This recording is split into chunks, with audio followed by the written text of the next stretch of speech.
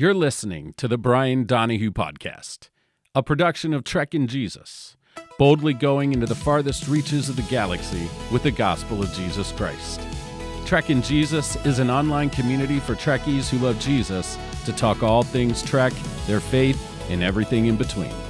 Join me and special guests from around the world as we engage in relevant discussions about Trekking Jesus. Let's get ready to fly and boldly go right now.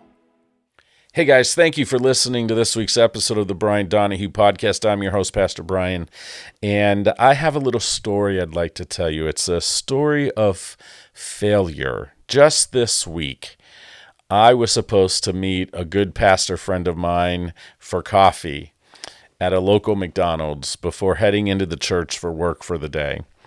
And we had planned it a week or two in advance. We'd been trying to get together. We try to do this. I love getting together with other pastors just for coffee to talk about what's going on, catch up, pray for each other, encourage each other. Pastors need other pastors to talk to. You know what I'm saying? And so we had this all planned out.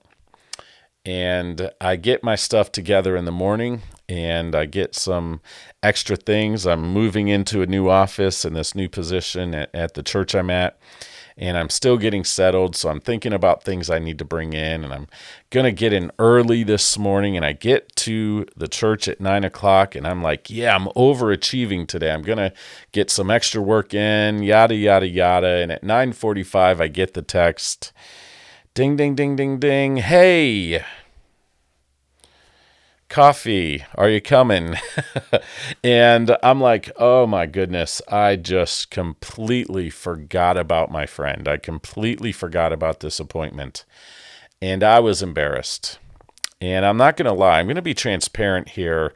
This failure is something that frustrates me as much as anything else in my life. I have an incredible capacity to forget from time to time. Just ask my wife, ask my children, ask anybody who really knows me. It is a superpower I have. Unless I write it down, unless I mark it down, unless I repeat it several times, think about it over and over and over, I can walk away from that conversation and just not do what I need to do in the moment to remember it. And it's embarrassing. And I want to learn and I want to grow. But every now and then, I just forget to write it down. I forget to put it on something on the calendar, and it happened again. And so I'm hugely embarrassed. I'm like, oh my gosh, he was looking forward to this. I was looking forward to this. He's a good friend. I'm really embarrassed and even a little ashamed of myself. And I got to tell you, and here's the ultimate point of this story today, is not to tell you of my failure and say, hey, yeah, I'm a forgetful guy from time to time. It's to talk about grace, because my friend really extended a great amount of grace to me in that moment. We rescheduled.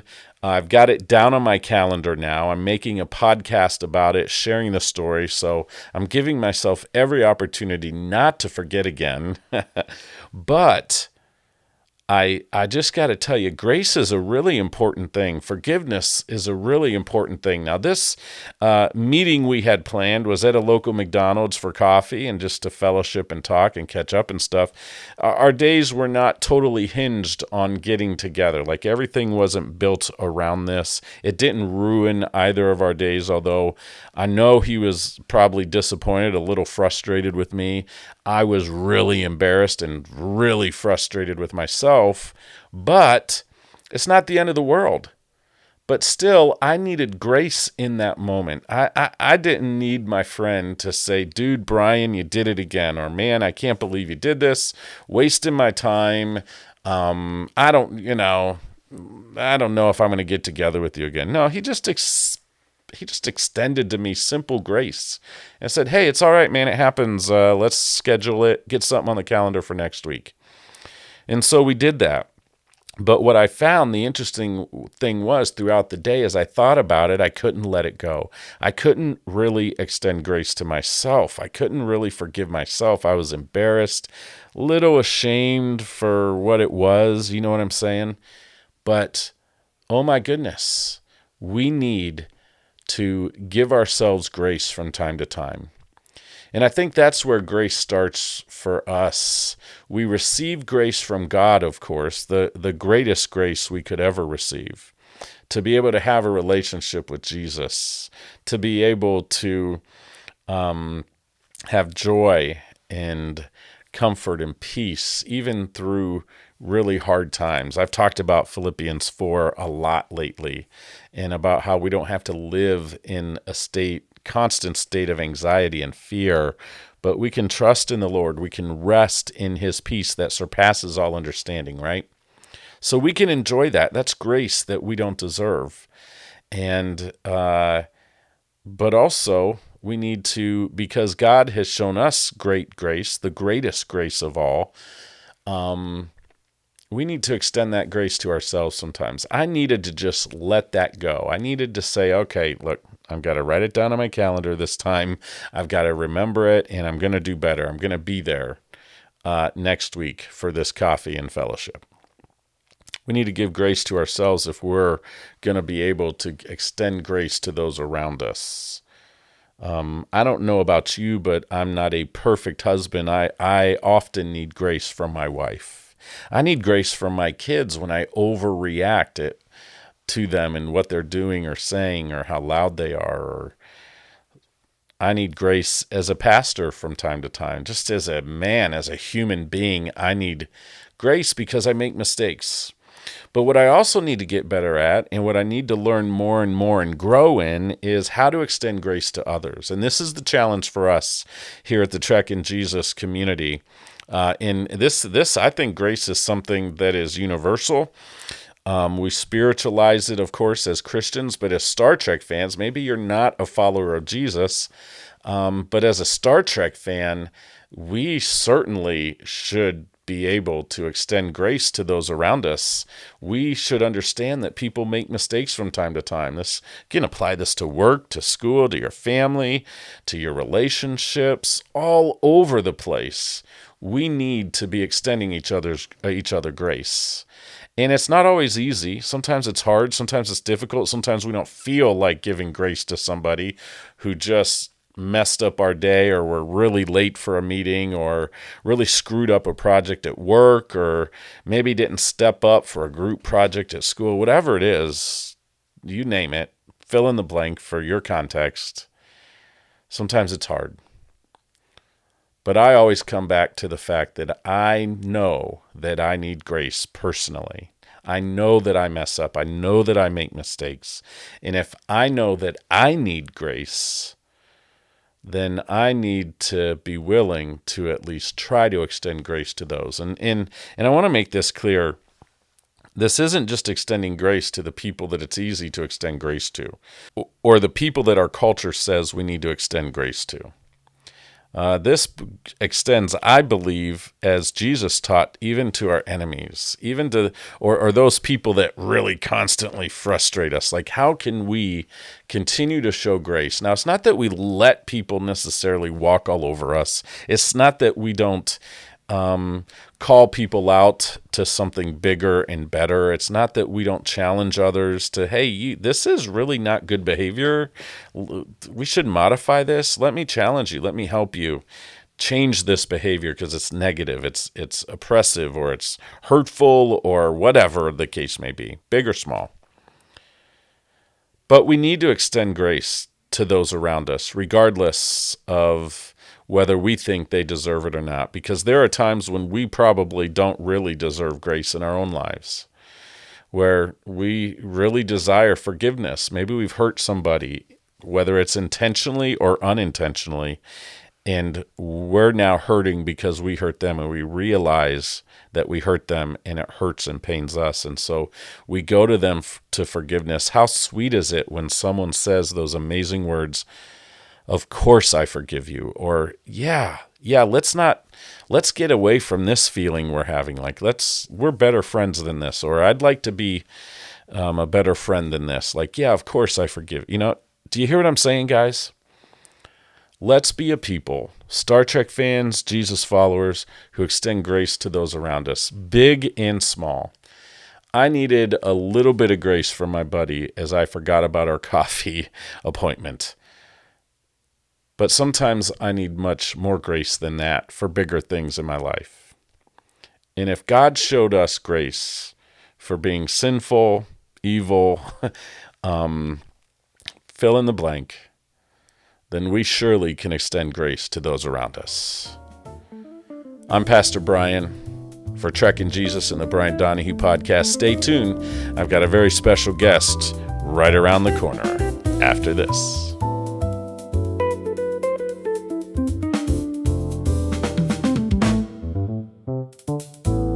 And ladies and gentlemen, boys and girls, aliens of all ages from around the galaxy, well, okay, at least planet Earth, if we're being realistic.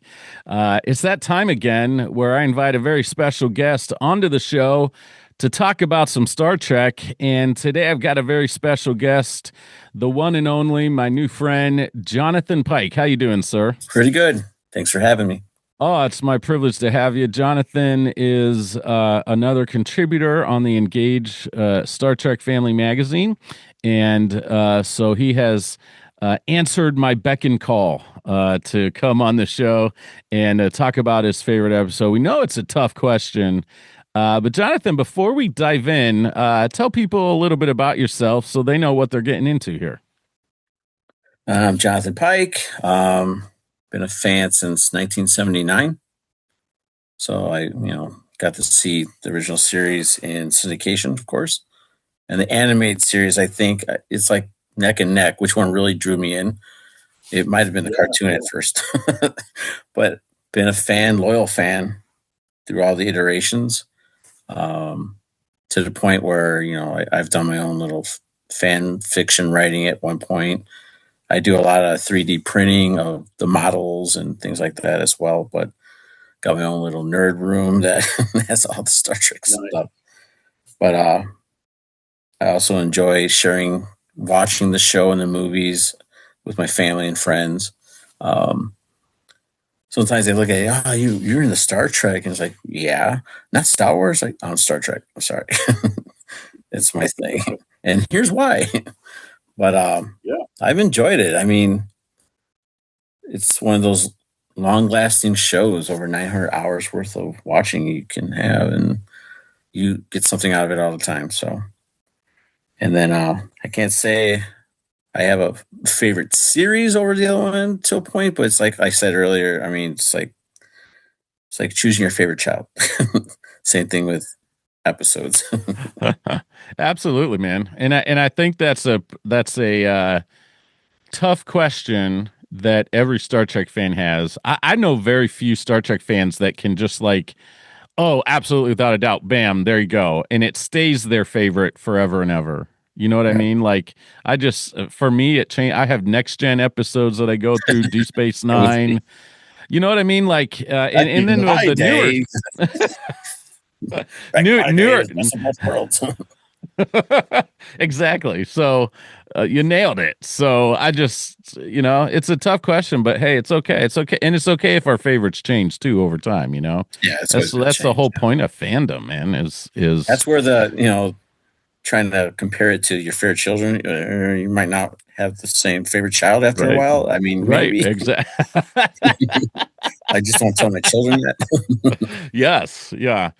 As a dad too, it's there's a lot of truth in that, but anyways, all right, Jonathan. Well, my man, I am so excited. I want to put a disclaimer out there. Jonathan has not revealed what his favorite episode is to me, and he might have a few runners up. He might have some honorable mentions here too, but I like it that way. I like being surprised and to learn about people in this way in their fandom. So, ladies and gentlemen, without further ado, it's your favorite time of the Brian Donahue podcast, where I ask, why the heck is this your favorite episode?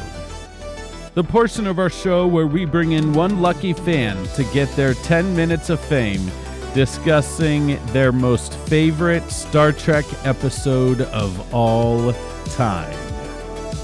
All right, Jonathan, I'm sitting down. I've got my Earl Grey tea hot right here with me.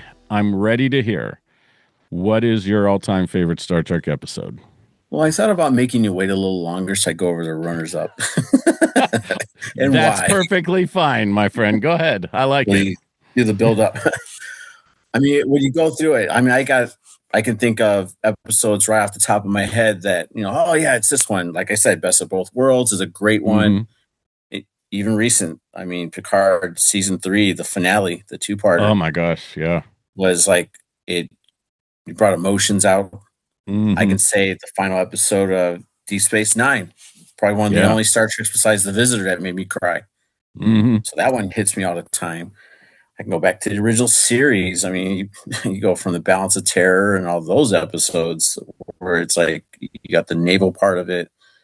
But when I Mm. really thought about it, and I did a lot of thinking about it, went back and forth, I thought about what can I narrow down that really just like it changed my mindset to mature myself Mm. and latch on to Star Trek for other than the spaceships and the pew pews and all Right, that.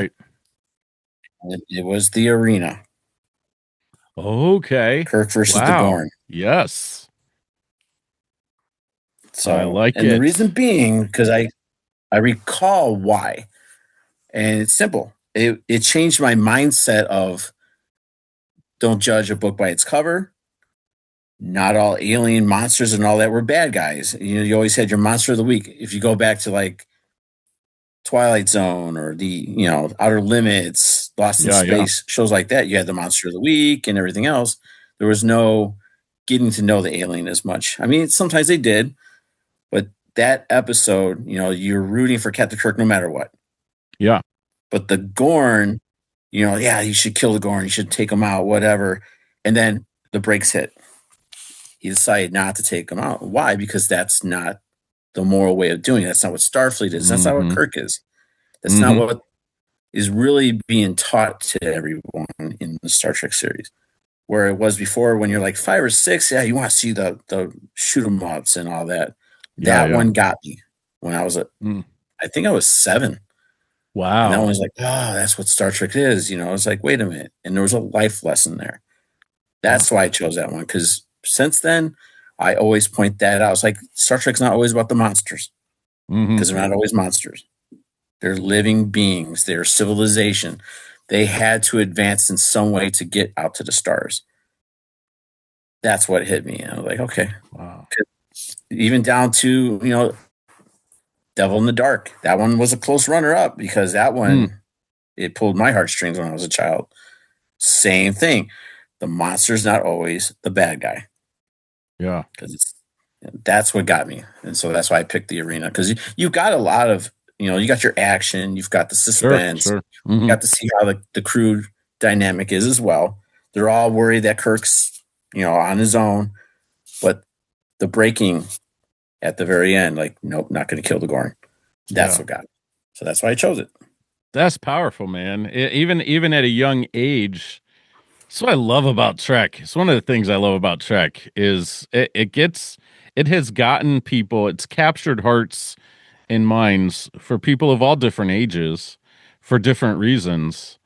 But that's powerful that at around 7 years old, that made you sit up and take notice. That made you think about the world a little bit different and about people, I would assume in general, differently. Because we are complex, right? I mean, humans are complicated. And I don't know how many times I have fallen into just making the simple mistake of reading or of, reading a book by its cover, making a judgment on another human being for the simple reason of their appearance and then getting to know them and going, I God, you are one of the most fascinating, interesting people I know. And I just, and I love that about your choice too, Jonathan. This Captain Kirk gets a bad name sometimes as the guy who was always rushing in to fight. Yep. That's just not, I don't think that's true. I think he had to a lot, Yeah. but I don't think it was his first instinct to, No, you I know, agree with you on that. I don't think that's how it is. Just like they always say he's a womanizer, things like that. hmm. It doesn't really show up on screen like that. Take away from the Kelvin universe movies. I mean, yeah, they try Right, to right. play with that, but that's not how he was. Hmm. So Yeah, yeah. Well, I love your origin into Star Trek, where it was. You said it might have been the cartoons that really made you a Trekkie, but the arena, even at a young age, watching it in syndication. For me, it was. I remember watching Star Trek when it aired in syndication as a young kid, and then I remember the debut of the Next Gen.